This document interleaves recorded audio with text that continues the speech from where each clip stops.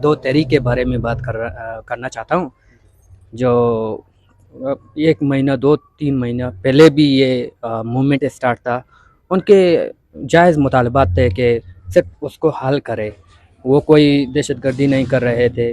वो यही कह रहे थे कि ट्रॉलर यहाँ से हटाओ, जो लोकल मछेरे हैं उनके लिए फ़ायदा हो। ये तो अच्छी बात है। दूसरी बात वो ये कहना चाहते थे कि शराब खाने हैं, ये भी इल्लीगल है, और एक मुसलमान मुल्क में वैसे भी ये गलत काम है कि शराब नोशी ये हार्म हो जाए, ये भी गलत थी।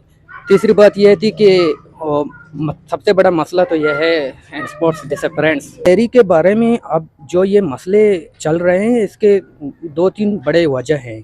एक तो सबसे बड़ा वजह यह है कि अब दो तहरीक आम लोगों, जो आम आवाम है, जो उनको अच्छी तरह गवर्नमेंट की बारे में कोई मतलब मालूमात नहीं है, उनको अपने हक़ और हुकूक़ के बारे में भी कोई मालूमात नहीं है कि उनके क्या हुकूक़ हैं, क्या हक़ हैं। उनको अब दो तहरीक इन चीज़ों से एक्सपोज कर रहा था। ये तो बिल्कुल दफ़ा 144 एक गलत, मेरे ख़्याल में आम एक बंदा, एक स्टूडेंट के मुताबिक मैं कह सकता हूँ कि ये सही बात नहीं है कि इन्होंने ये फ़ैसला ली है।